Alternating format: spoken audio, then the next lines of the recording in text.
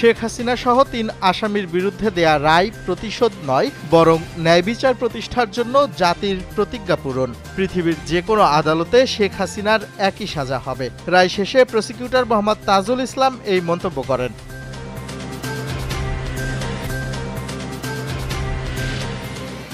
ইসরায়েলের কঠোর ভ্রমণ নিষেধাজ্ঞায় চিকিৎসার জন্য গাজা ত্যাগে বিলম্ব হওয়ায় ৯০০-র বেশি ফিলিস্তিনি মৃত্যুবরণ করেছেন, এমন সংকটের চিত্র তুলে ধরেছেন বিশ্ব স্বাস্থ্য সংস্থা।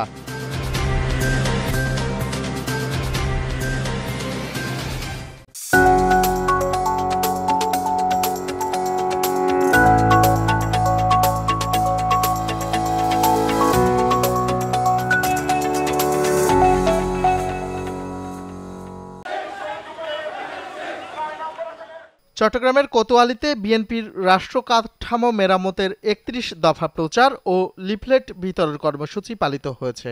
কোতোয়ালী থানার ৩১ নম্বর আলকনর ওয়ার্ডে এই লিফলেট বিতরণ কর্মসূচি পালন করে বিএনপির নেতাকর্মীরা। দলটির কেন্দ্রীয় নির্বাহী কমিটির সদস্য আলহাজ মোহাম্মদ শামসুল আলম বলেন, তারেক রহমান দেশের ভবিষ্যৎ পরিচালনার নতুন দিক নির্দেশনা দিয়েছেন। ৩১ দফার প্রতিটি পয়েন্ট রাষ্ট্র মেরামতের পূর্ণাঙ্গ রোডম্যাপ। অনুষ্ঠানে উপস্থিত ছিলেন মহানগর বিএনপির যুগ্ম আহ্বায়ক শিহাবুদ্দিন, মহানগর বিএনপির সদস্য AK খান সহ বিভিন্ন ওয়ার্ডের নেতৃবৃন্দ। সরকার গঠন যদি করে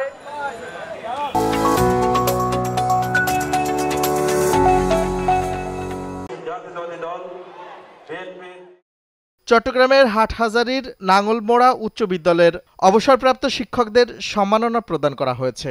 সকালে এই অনুষ্ঠানের মাধ্যমে SSC পরীক্ষায় বিদ্যালয়ের কৃতী শিক্ষার্থীদের সংবর্ধনা প্রদান করা হয়। এ সময় বক্তারা শিক্ষার্থীদের উদ্দেশ্যে বলেন, প্রকৃত মানুষ হয়ে দেশের কল্যাণে সকলকে কাজ করতে হবে, দেশ সেরা হবার কৃতিত্ব অর্জন করতে হবে। অনুষ্ঠানে এলাকার গণ্যমান্য ব্যক্তিবর্গ ও দেশ বরেণ্য অতিথিবৃন্দ উপস্থিত ছিলেন।